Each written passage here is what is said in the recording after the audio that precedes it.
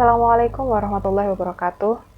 Sahabat semua yang dirahmati Allah, bulan Ramadan yang mulia telah kembali datang menemui kita. Oleh sebab kemuliaan pada bulan ini, Allah telah memberikan banyak sekali keistimewaan. Sebagaimana sabda Rasulullah SAW, Ayuhan nas, qad adzallakum syahrun azim, syahrun mubarakun, syahrun fihi lailatun qad khairun min alfi syahrin. Ja'alallahu siyamahu faridah wa qiyama lailati tatawwu'an. Man taqarraba fihi bihaslatin minal khairi kana kaman adda faridatan fima siwah. Wa man adda fihi faridatan kana kaman adda sab'ina faridah fima siwah. Wa huwa syahrun sabr. As-sabru thawabuhul jannah. Wa syahrul muwasah wa syahrul yazdadu fihi rizqul mu'minin.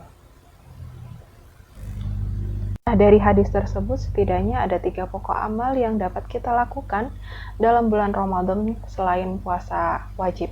Yang pertama adalah memperbanyak ibadah.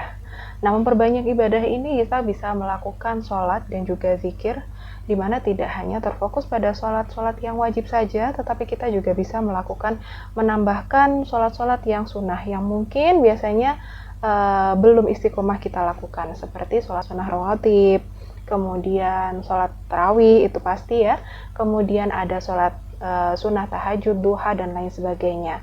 Kita juga dianjurkan untuk melakukan i'tikaf dan juga bisa melakukan sholat tahiyatul masjid dan melakukan semua ibadah-ibadah sunnah, sholat maupun zikir yang bersifat sunnah itu dianjurkan untuk dilaksanakan.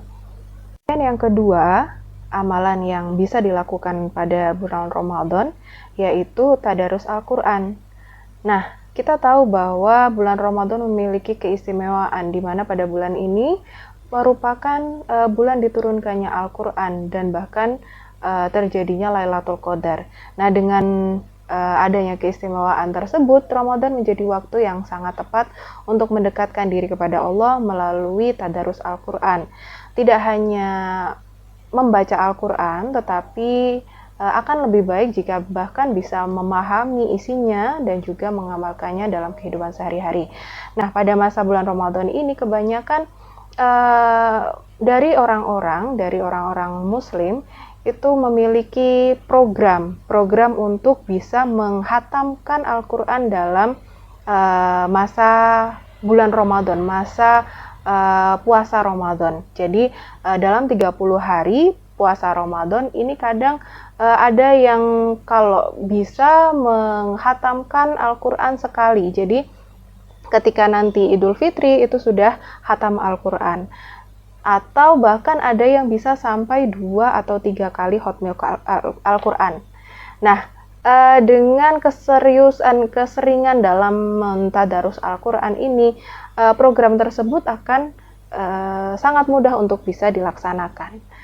Gitu. Nah, ini ada hadis yang menyebutkan yang menjelaskan bahwa bahkan Rasulullah pun itu pada bulan Ramadan itu setiap malam didatangi oleh malaikat Jibril untuk mentadarus atau mempelajari Al-Quran.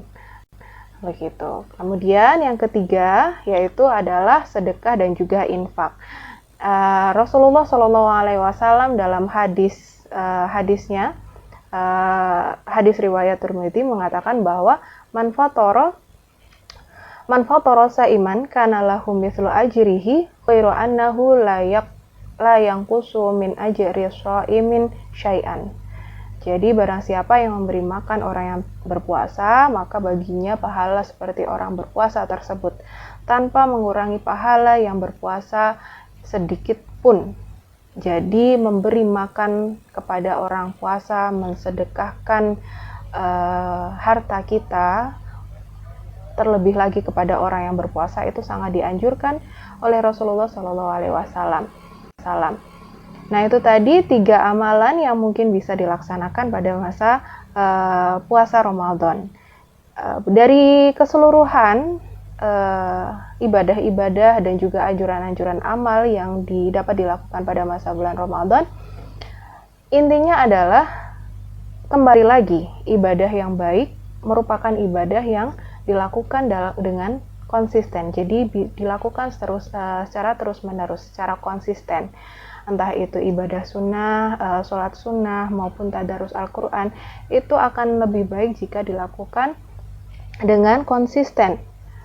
Walaupun tidak terlalu besar bentuknya, jadi tidak perlu kemudian tadarus Al-Quran dalam satu hari, kemudian harus membaca 3-4 juz, hanya untuk mencapai program-program, misalnya sudah memiliki program dalam 1 bulan ini saya ingin 3 kali khotmil. Nah, kemudian dalam 1 hari itu langsung membaca 3 juz agar tercapai program tersebut. Tidak perlu seperti itu.